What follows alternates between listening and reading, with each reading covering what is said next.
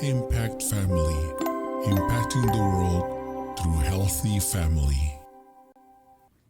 Shalom, sahabat Impact Family yang terkasih. Apa kabar, saudara? Apakah saudara sudah memiliki sumber bagi kehidupan? Nah, saudara, kualitas ketiga yang perlu dimiliki oleh anak-anak Tuhan adalah memiliki sumber. Sumber apa, saudara? Memang kalau saudara dalam kehidupan ini selalu berpikir tentang sumber untuk hidup di dunia, ya, sumber untuk kehidupan, kecukupan di dalam keluarga. Namun saudara, sumber bagi kehidupan kita itu ada di dalam firman Tuhan, ya. Bukan bahwa saya fanatik, tetapi memang ini adalah sumber. Seperti dalam 2 Timotius pasal 3 ayat 16 dikatakan, segala tulisan yang diilhamkan Allah memang bermanfaat untuk satu, mengajar, ya, bermanfaat untuk mengajar. Jadi semua tulisan yang diilhamkan oleh Allah itu adalah firman-Nya, ya. Firman-Nya ini memang bermanfaat untuk mengajar. Ya, saya karena mengajar di seminari, dasarnya semua dari firman Tuhan, ya, untuk kehidupan, untuk karakter, untuk pelayanan, untuk, ya, menjadi orang yang berkenan kepada sesamanya pun dari firman Tuhan, ya. Cakap untuk mengajar.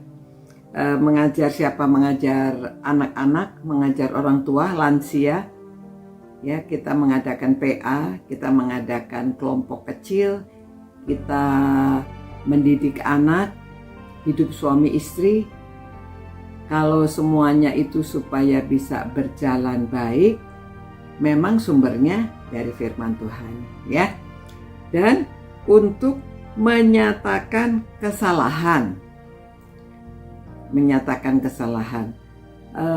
untuk memperbaiki kelakuan, ya, menyatakan kesalahan sehingga kelakuan itu perlu diperbaiki, dan untuk mendidik orang dalam kebenaran, ya. Saudara, saya baru mendengarkan sebuah kesaksian dari seorang yang bernama Johnny Cheng.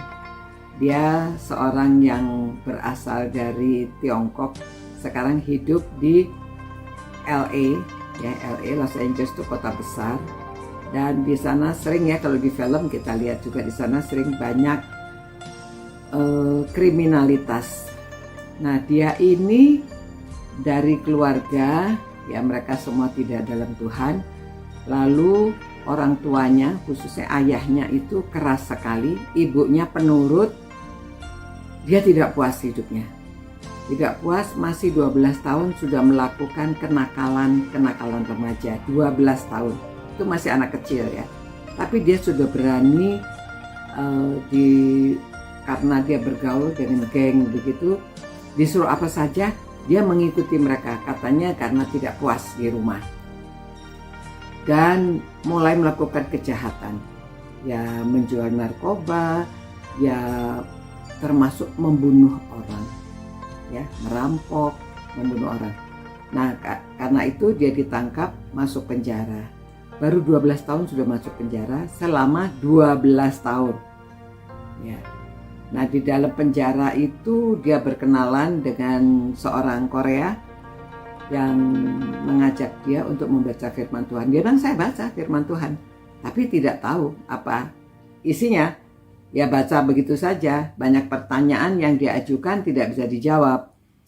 Lalu di penjara juga ada pendeta. Dia bertanya kepada pendeta yang di penjara, masih tidak puas.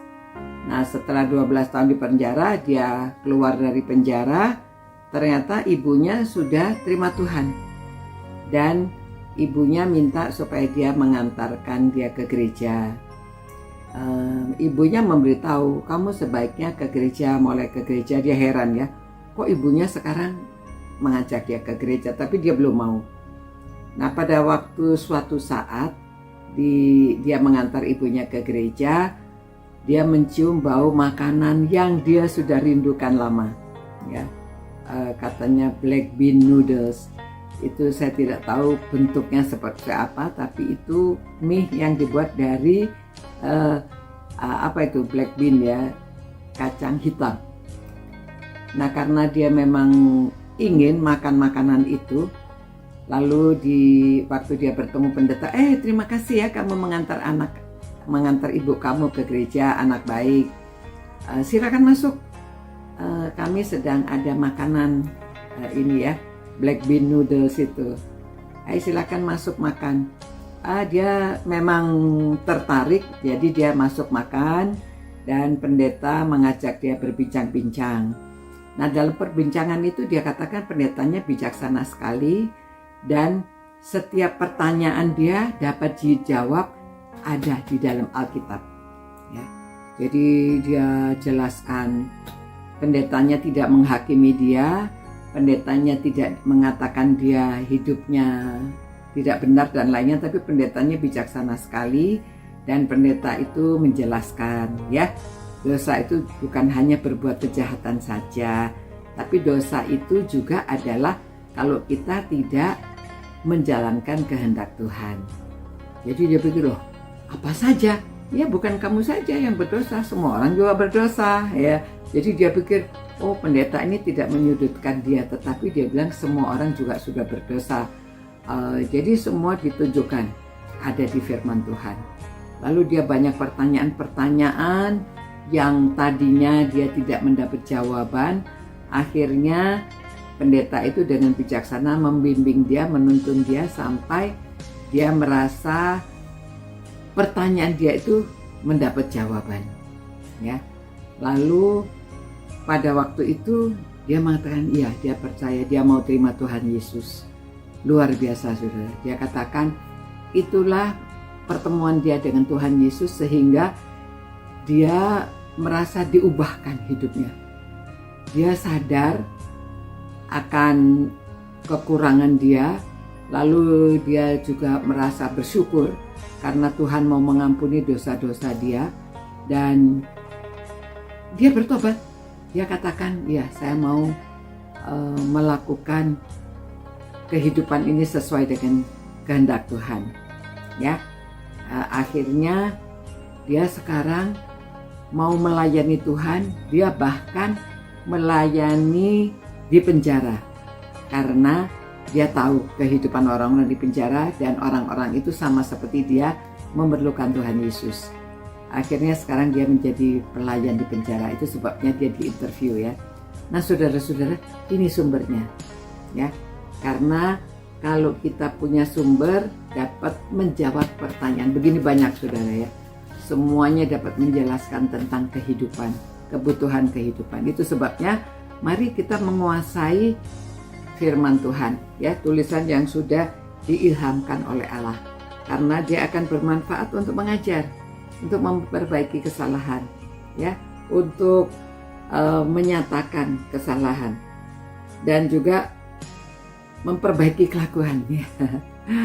Memperbaiki kesalahan, memperbaiki kelakuan. Nah, saudara-saudara, jadi ini merupakan juga petunjuk bagi jalan kehidupan kita.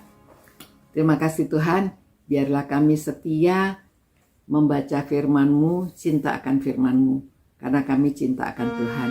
Dan biarlah kami juga dapat mencintai sesama kami, sehingga menunjukkan jalan kebenaran melalui firman-Mu. Demi nama Tuhan Yesus kami berdoa dan memohon. Berkatilah semua orang yang merenungkan firman-Mu ini Tuhan. Dalam nama-Mu kami berdoa. Amin. Ya, saudara-saudara, mari kita memiliki sumber kehidupan ini. Sampai jumpa pula. Ciao. Impact Family, impacting the world through healthy family.